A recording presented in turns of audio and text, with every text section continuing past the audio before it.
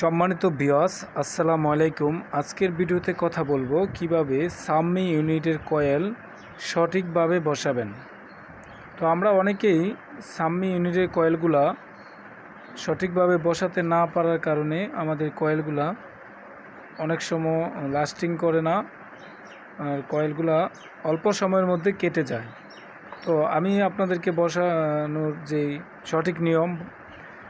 সঠিক নিয়মে কিভাবে কয়েল বসাবেন আমি সেটি আজকে দেখাবো। তো আমার হাতে দেখতেছেন একটি সাম্মি ইউনিটের কয়েল রয়েছে।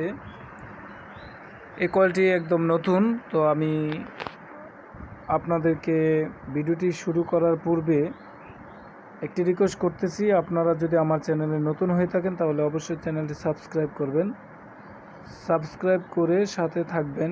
আর আমার ভিডিও দেখে যদি আপনাদের ভালো লাগে তাহলে অবশ্যই একটি লাইক করবেন। আর আপনার কোনো বিষয় জানার থাকলে বা মতামত থাকলে আমাকে কমেন্ট করুন। আপনার কোনো বিষয় জানা থাকলে কমেন্ট করলে আমি সেই কমেন্টের মাধ্যমে চেষ্টা করব আপনার সমস্যার বিষয়ে আমি ভিডিও দেওয়ার জন্য। তো দেখেন, এই যে একটি ইউনিট, এটি কিন্তু ভিতরে পানি গিয়েছিল, পানি গিয়ে জং ধরেছে। তো আমি জংটা যতটুকু পেরেছি জংটা আমি ক্লিয়ার করেছি, অর্থাৎ সাফ করেছি। এখন আমি আপনাদেরকে বলবো, কয়েল বসানোর পূর্বে আপনারা যে কাজটি করবেন সেটি হচ্ছে, ধরেন আপনি সব কিছু ক্লিয়ার করলেন, ক্লিয়ার করার পরে আপনি এই যে ম্যাগনেটের যেই কি বলে বর্ডার রয়েছে মাস সেন্টার, সেই মাস সেন্টারটি একটু লক্ষ্য করবেন এই মাস সেন্টারে কোনো ময়লা আবর্জনা রয়েছে কিনা। আমি ইতিমধ্যে দেখতেছি ভিতরে কিছু ময়লা রয়েছে, অল্প একটু ময়লা রয়েছে।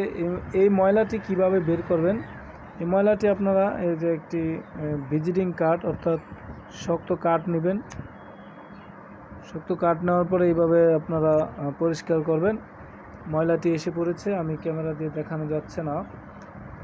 তো এইভাবে যখন আপনারা দেখবেন আপনাদের ম্যাগনেটটা একেবারে ক্লিয়ার আছে, ক্লিয়ার থাকার পরে আপনারা যে কাজটি করবেন, কয়েলটা জ্বালাই দেওয়ার পূর্বে কয়েলটাকে আপনারা খুলে নেবেন।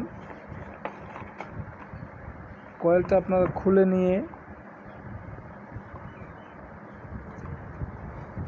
ধরেন আপনি কয়েলটা নতুন ইনটেক কিনে এনেছেন, যে দোকান থেকে কিনে এনেছেন উনি তো আর জানে না যে এটার কন্ডিশন কি আছে। তো একটা মিসগাইড থাকতেই পারে। যেমন আপনারা যদি এই কয়েলটাতে কোনো রকম প্রবলেম পান, তাহলে এই প্রবলেম পাওয়ার পরে কিন্তু কয়েলটা আপনারা ঝালাই করে ফেললে কিন্তু আর এটা চেঞ্জ করে আনতে পারবেন না। তো সেই জন্য আমি বিষয়টা বলা, আপনারা এই কয়েলটা ইনটেক কয়েল খুলে তারপরে এই ম্যাগনেটের সাথে আগে বসাবেন।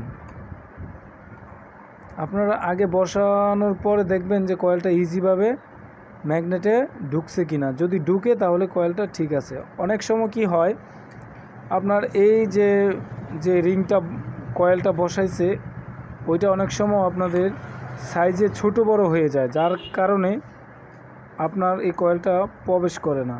তো এখন আপনি যদি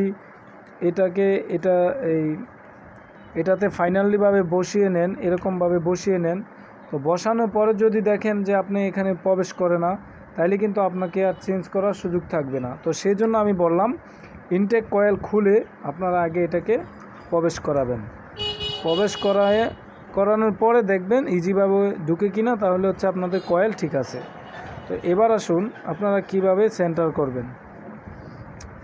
দেখুন, আমি কিন্তু কয়েলটাকে একটি কয়েল অলরেডি সেন্টার করে রেখেছি। এই কয়েলটি আমি এটাকে সেন্টার করে রেখেছি। এই মূল যে ফর্মাটা রয়েছে এটাতে আপনারা সেন্টারের মাঝখানে বসিয়ে দুই পাশে ঝালাই করে দিবেন, টার্মিনাল ঝালাই করে দিয়ে এরপরে আপনারা এটাকে যে ছিদ্র রয়েছে ওই ছিদ্র বরাবর আপনারা এটাকে এভাবে বসিয়ে ছিদ্র বরাবর করে দেবেন।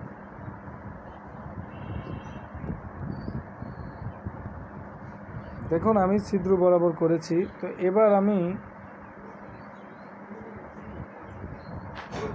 আমি যে কাজটি করতে বলবো আপনাদেরকে, এখানে দেখেন 4টি নাট রয়েছে। এই 4টি নাট আপনারা অবশ্যই সমানভাবে হ্যাঁ, সমান প্রেশার দিয়ে টাইট করবেন, যেন কোনোটা নাটে প্রেশার কম বেশি না হয়।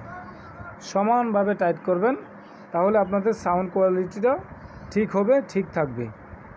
তো এই হচ্ছে আজকের ভিডিওর মূল বিষয়। আপনারা কিভাবে সামি ইউনিটের কয়েল বসাবেন আমি সেটি দেখিয়েছি।